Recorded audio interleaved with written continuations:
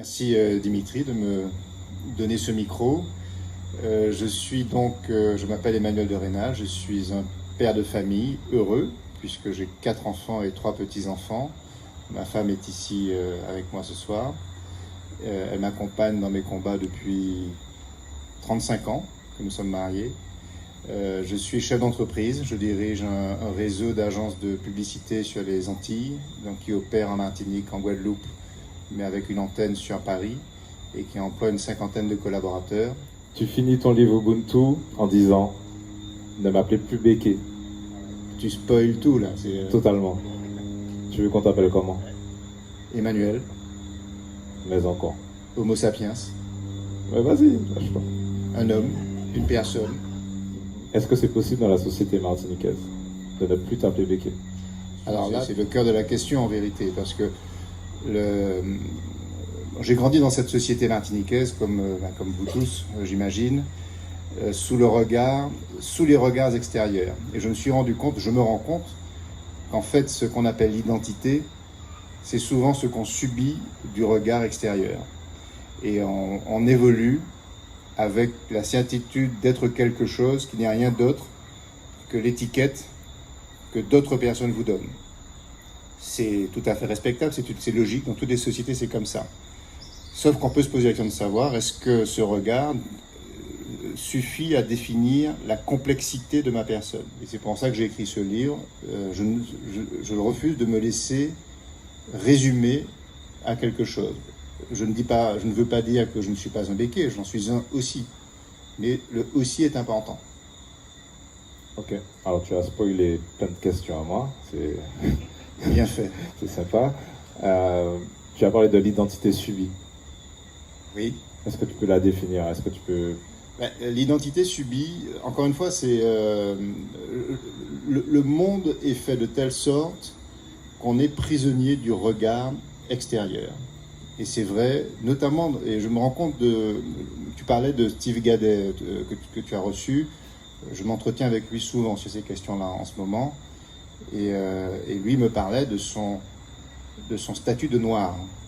Il me dit, quand je traverse une porte d'aéroport à Paris ou en Europe, ce que je suis est fier d'être dans mon corps, ça ce sont ses termes, mais je me rends compte que les regards qui se projettent sur moi me résument à quelque chose qui est une vérité, mais qui est très partielle. La notion même d'identité que je conteste en vérité, puisque ça n'est pas un terme que j'aime, l'identité, même si je sais que je parle un peu à contre-courant, parce que l'identité est quelque chose de plutôt noble dans beaucoup de bouches.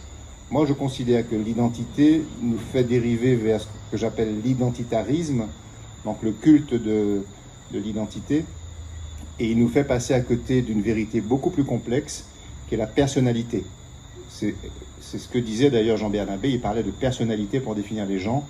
La personnalité, la personne, donc c'est le point central qui doit définir notre réalité, et non pas l'identité. Quand on dit « les béquets restent entre eux », est-ce que c'est faux? Moi, je préférerais que tu dises « des béquets restent entre eux ». Pourquoi les béquets? Parce que c'est peut-être une majorité. Oui, mais entre les et des, il y a une nuance. Tu peux dire, si tu veux, si ça t'intéresse, tu peux dire « beaucoup de béquets restent entre eux ». Tu serais plus proche de la vérité. Peut-être. Très souvent traité d'esclavagiste. Excusez du peu, hein. Quand on m'interpelle comme ça, je suis le premier à dire, écoutez, si j'ai esclavagisé quelqu'un, mettez-moi en prison immédiatement. Ou alors, montrez-moi la personne que j'ai mis en esclavage, parce que ça n'est pas une réalité concernant ma personne. Le devoir de vérité, je l'assume pleinement. Donc, j'ai parlé de mes ancêtres, j'ai parlé de mes parents, j'ai parlé de mes grands-parents, j'ai parlé de mes arrière-grands-parents, j'ai parlé dans mon livre de la séquence de l'abolition et de la libération des esclaves à Saint-Pierre et de Romain et de la percussion qu'il y a eu avec mes propres aïeux. Donc là-dessus, je regarde cette histoire avec le plus d'objectivité possible et le plus de vérité possible. Maintenant, je vais avec la même rigueur que j'ai utilisée pour dire mon histoire, je la dirai aussi pour dire ce que je ne suis pas. Et je trouve qu'il y a des facilités, des glissements qui veulent faire de moi quelqu'un que je ne suis pas. Et je me trouve à devoir me justifier en permanence, alors que si tu regardes ma vie personnelle, si tu l'observes, tu verras que je suis très loin, à titre personnel, d'avoir un comportement d'un individu qui appartient à une caste. Mais justement, c'était ça ma question. Est-ce que c'est pas plus facile de dire je suis moi, donc du coup, je ne suis pas comme les autres? C'est sûrement une vérité, hein. Là, on n'en disconvient pas. C'est juste sur la partie où il y a une caste qui domine, par exemple, l'économie de la Martinique. On est d'accord sur ça ou pas? Je sais que tu ne seras pas d'accord avec moi. Je ne suis pas d'accord du tout. Je suis pas du tout d'accord avec toi là-dessus. Mais je sais que ça fait partie, c'est des tabous, hein, ça fait partie des choses qu'on n'ose pas débattre. Et moi, j'y vais, je veux y aller franchement. Encore une fois, j'y vais sans donner de leçons. Hein, et ensuite, on va se recentrer sur Ubuntu. D'accord. Mais très clairement, on s'est rencontrés il y a 2 mois. J'ai dû te raconter mon parcours de vie.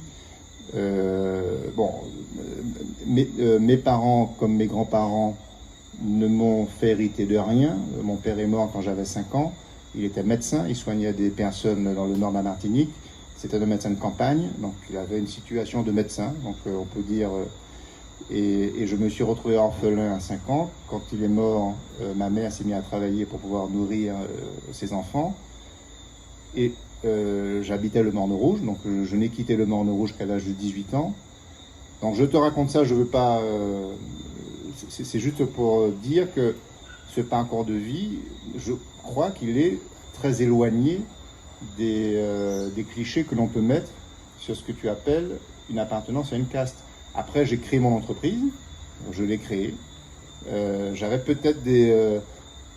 Il n'y avait pas de facilité en tant que béquet à pouvoir créer et monter des choses. J'ai commencé ma carrière publicitaire, puisque je suis un publicitaire. J'ai fait des études courtes qui ont duré 2 ans. J'ai pu les faire, donc c'est un privilège. Je considère que tant ceux qui peuvent faire des études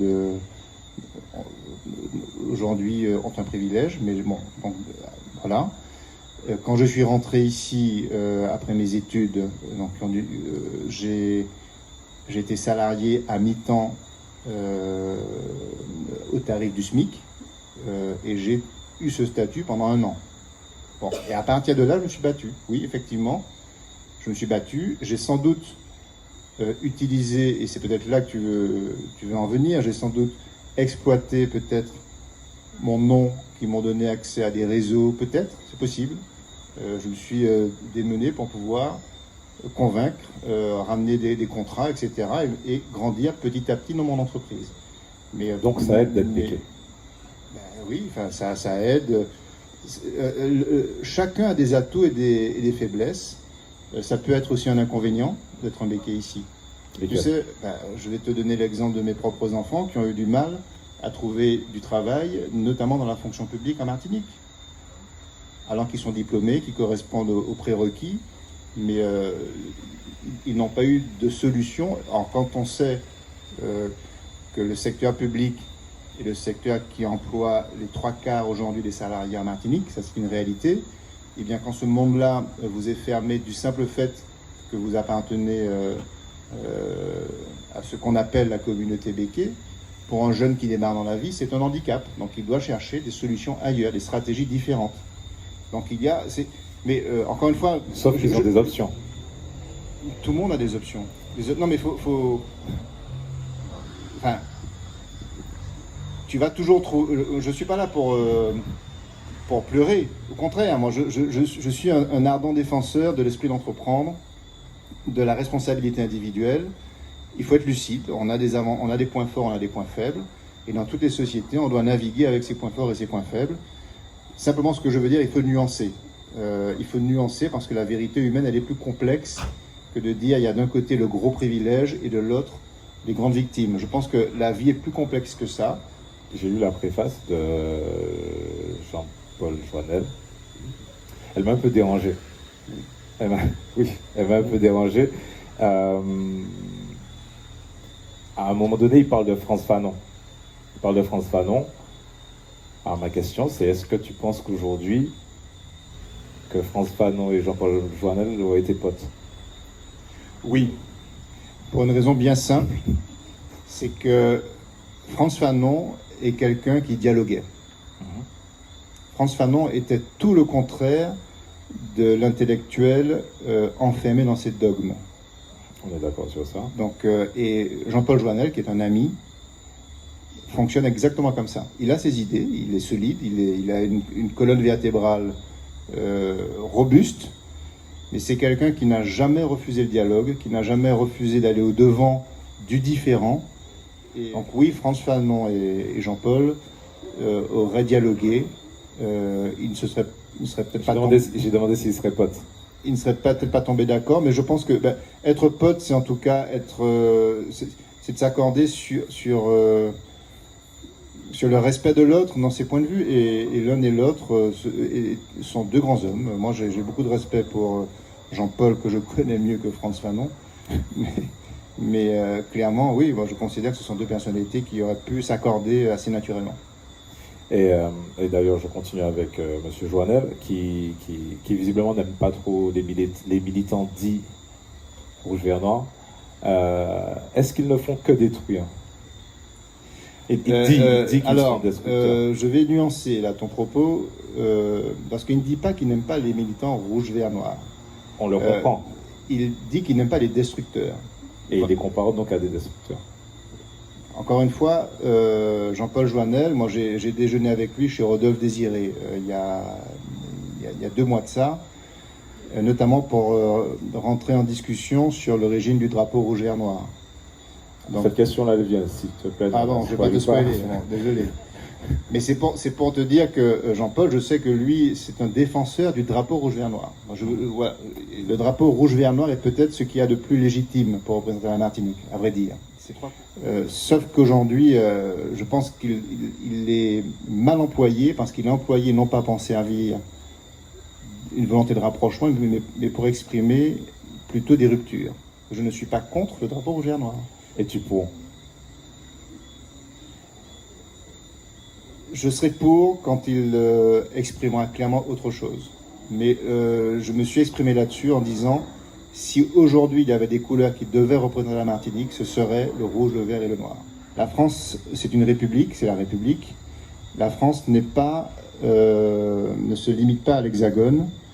Et je pense même pouvoir te dire que la Martinique préfigure ce que sera la France demain. Moi, je crois beaucoup à cette vision de la créolisation. J'ai vu que tu as le livre Tous créoles. Moi, je crois que nous sommes aux avant-postes de l'humanité de demain. En janvier, on a reçu Mathieu Gama. On a parlé de son livre qui s'appelle Le jour où les Antilles feront peuple. Est-ce que tu penses qu'un jour on fera peuple?